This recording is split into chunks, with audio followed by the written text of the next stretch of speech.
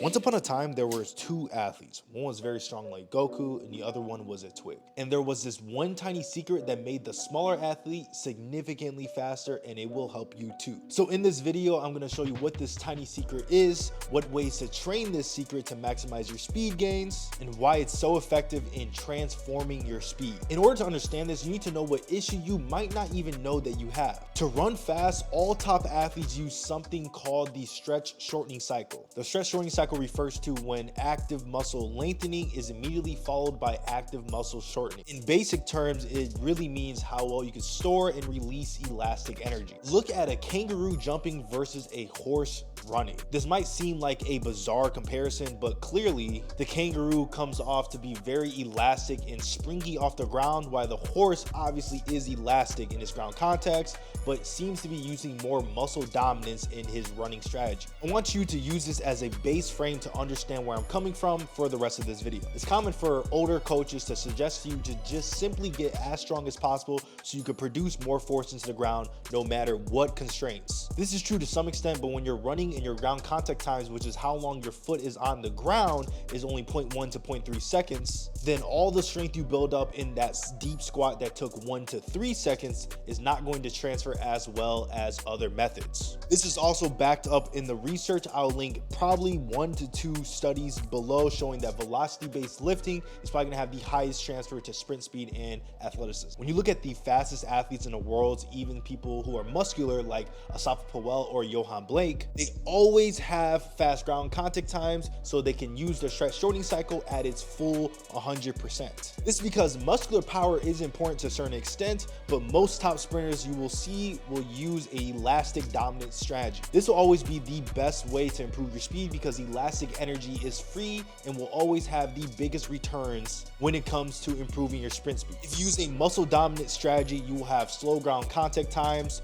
you will use less elastic energy, more muscle, which cannot compete with elastic energy, and you will simply have no chance to keep up with the fastest athletes out there. You will also have an increase in injury, poor biomechanics. You'll start using class 1 levers, you'll start overstriding, you'll start straining muscles that shouldn't be strained, and many more negative effects. If you don't believe me, you can check out some more links in the description to see some research by people like Keith Barr and Dr. Andy Galpin that will explain some of the negative effects from building too much strength, especially in the squat and the deadlift. So in order to optimize your stretch shortening cycle, we need to develop a very specific technique called the pre-stretch. This is the counter movement portion of the stretch shortening cycle. Some coaches will say that it's the stretch shortening cycle itself, but honestly, it's all unnecessary nuance. So I'm going to give you 3 exercises, but the first one's going to be a 3-step progression so you can optimize your stretch shortening cycle to use the most elastic energy possible. That way you can produce a lot of elastic power. First, I want you to do something called a stick and hold. You're going to raise up to the calves,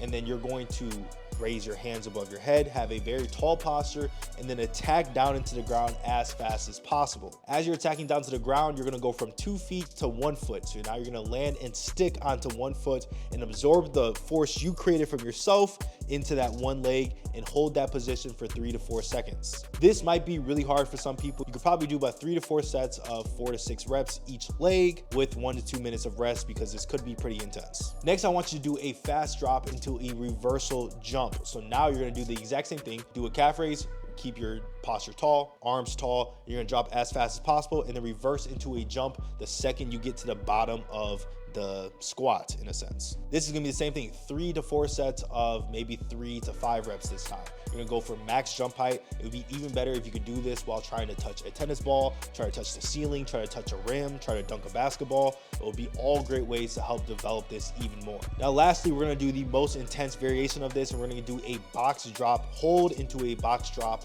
jump. Right, so now you find a 12 to 18 inch box, and you can either do a box drop hold if you're a beginner, where you're just gonna simply stand on this box or chair or whatever that is safe, and then land and try to absorb the force and land as softly as possible with a good athletic posture. Next, you can get into a more intense variation where once you touch the ground, the floor is lava and you want to bounce up as fast as possible. This is going to be one of the best ways to train the stretch shortening cycle and reactive strength index. And if you're even special, you can do a def jump variation where you just hop off an 18 to 24 inch box and try to jump as fast as possible, but you go a little more knee bend, a little more deep knee power, and you try to jump up as high as possible. Now I want to give two little bonus exercises. One that's really good for developing the stress shortening cycle is jump rope, right? You can do either extensive pogos, regular jump rope, extensive skips, extensive backward skips, extensive karaoke. But what's extensive about this is that now you're doing it for high volume. Since it's low intensity, you can kick this all the way up to 3 to 5 minutes a day. Some people say do jump rope for 5-10 minutes a day. That stuff has merit to it because it's very good for developing the ankle and for developing the stress shortening cycle, especially in the Achilles tendon. This is going to be a game changer for you. This last exercise is going to look a little goofy, but it's going to be very helpful. It's either isometric hold or an oscillation squat. So you're going to get into these low positions where you would jump out of, let's say a half squat position, and then you're going to bounce from the bottom of that position to the top, but not full extension. And you're gonna try to drop in and get out as fast as possible. It's gonna look very goofy, but it's very good for optimizing and building the foundation of your stress shortening cycle. And then another thing you could do is just a regular isometric hold. You could do a 90-degree lunge, hold this position. You see me talk about this all the time.